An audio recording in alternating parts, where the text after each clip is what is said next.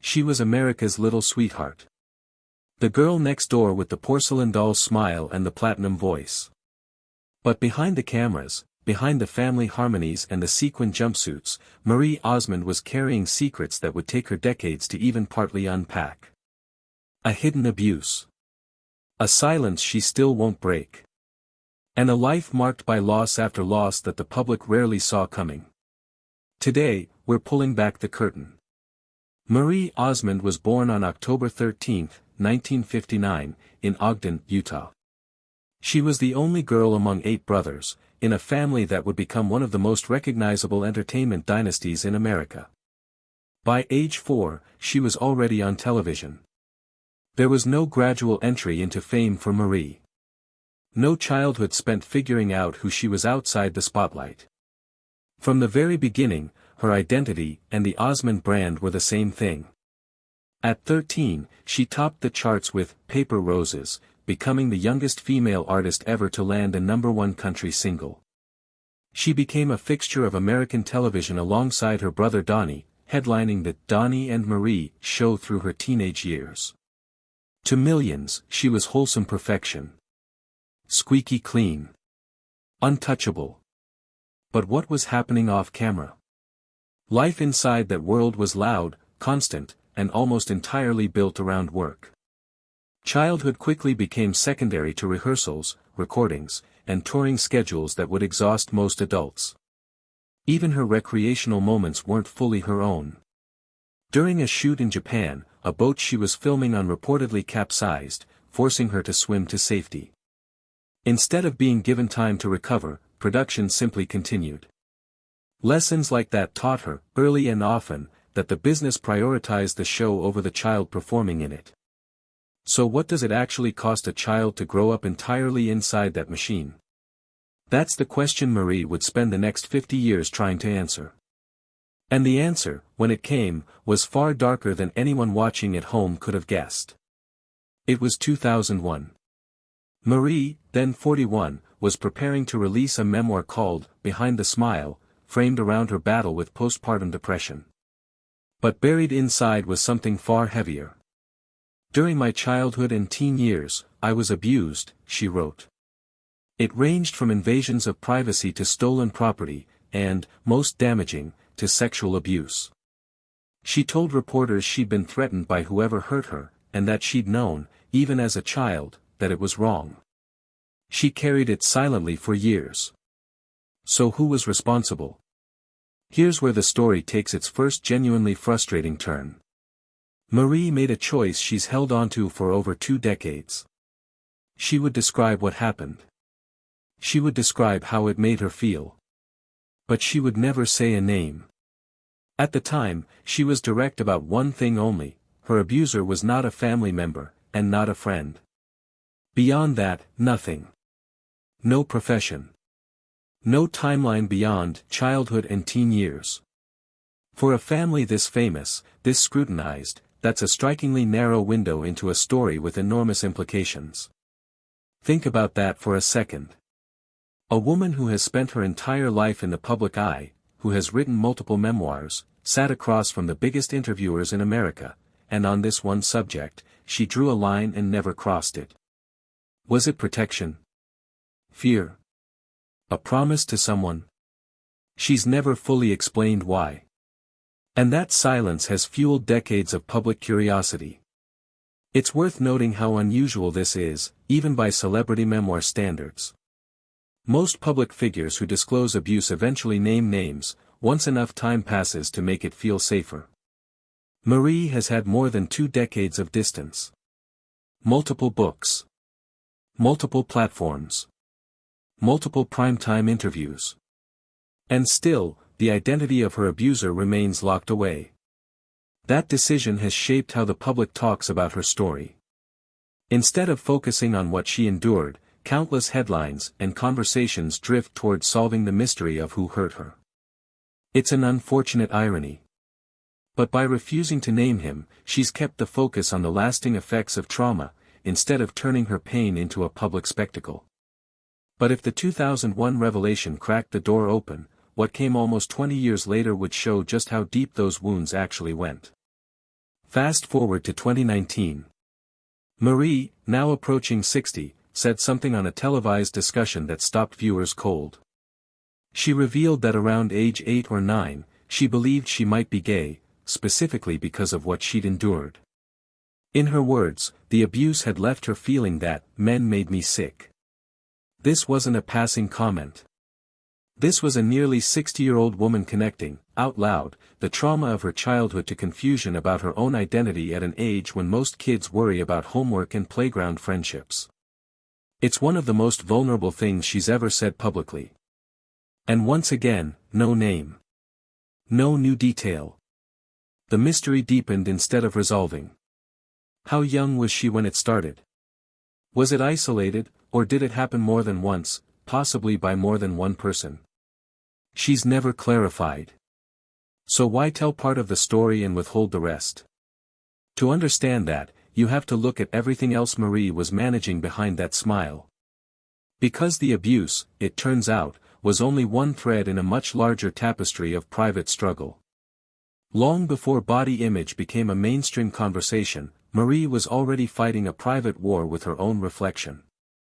She said her struggles with body dysmorphia trace back to comments about her weight during the Donnie and Marie years. She's described being called fat on set as a teenager, a comment from within the very industry supposed to be nurturing her.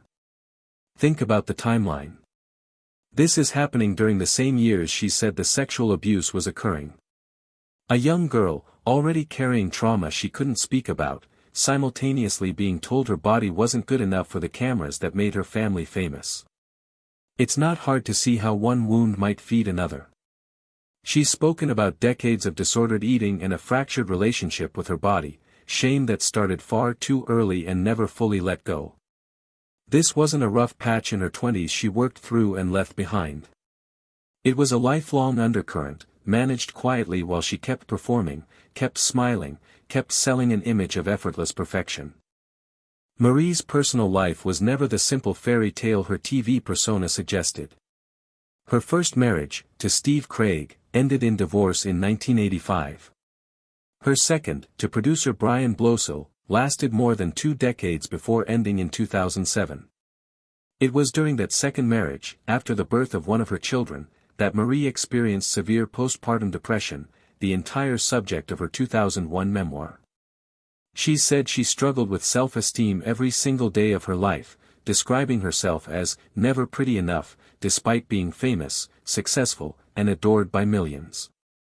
How does a woman the whole country saw as wholesome perfection end up feeling that way about herself for decades? The abuse is clearly part of the answer. But fame, marriage, motherhood, and public image all piled on top of it, creating a private storm almost nobody watching her on stage could have imagined. And then, in 2010, came the loss Marie has called the hardest thing she's ever endured. Her 18-year-old son, Michael Blosel, one of 5 children she'd adopted, died by suicide, jumping from the 8th floor of his Los Angeles apartment building. He'd struggled for years with depression and entered rehab in 2007, the same year his parents divorced. He left behind a note describing a long battle with feelings of not belonging. At the time, Marie and Donnie were headlining their Las Vegas residency. The show was cancelled while the family grieved privately, asking only for space from the public eye that had followed Marie since childhood. It's almost impossible to hold all of this in your head at once. A woman who survived abuse she still won't name. Body shame instilled by the industry that made her famous. A very public marriage collapse. The death of her own child. And still, somehow, the same person smiling through decades of television. But Marie wasn't done facing hard chapters yet. Years later, she found a new chapter on daytime television, joining the panel of The Talk. But her time there ended amid reports of behind-the-scenes tension, the kind of quiet Hollywood conflict that rarely gets fully explained. True to form, Marie didn't air grievances. She simply exited with the same composure she'd shown her whole career and moved on to new projects. It's a pattern that repeats throughout her life. Something difficult happens. The public gets a small glimpse. Then the door quietly closes, leaving fans to wonder what really went on behind it. More recently, Marie made headlines again, this time for a decision that had nothing to do with abuse or trauma, but that still revealed a lot about how she sees the world. She announced she doesn't intend to leave her considerable fortune to her children. Her reasoning? She believes inherited wealth can reduce a person's motivation and stunt their growth. Rather than a financial safety net, she wants her children to build their own lives from the ground up, the way she did as a teenager thrust into a demanding career. Given everything she experienced growing up inside the family business, the pressure, the scrutiny, the abuse she still won't name, it's not hard to imagine why she'd want her children's paths to look completely different from hers, even if that means withholding the very wealth her lifetime of work created. The hits kept coming. In 2025, Marie lost her brother Wayne Osmond, who had battled serious health issues for years before suffering a major stroke. What made it especially painful was a detail she shared afterward. She'd felt an unexplainable pull to visit him recently, and had acted on that instinct, spending precious time with him not long before he passed.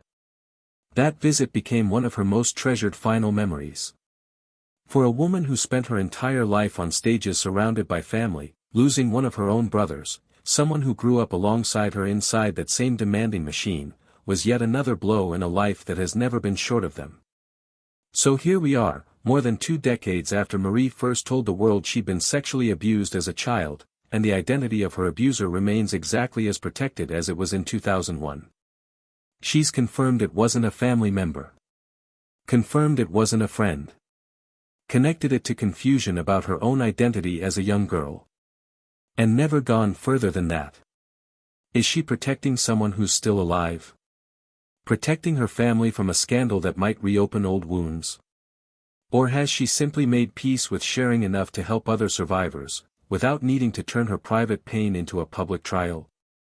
Marie has never said. And there's a strong chance she never will. What we do know is this: the smiling girl America watched since childhood was carrying more than anyone realized. Abuse she still won't fully discuss. Body image wounds inflicted by her own industry. A marriage that ended in heartbreak. The devastating loss of her son. Professional tension handled with quiet grace. A bold decision about her family's financial future.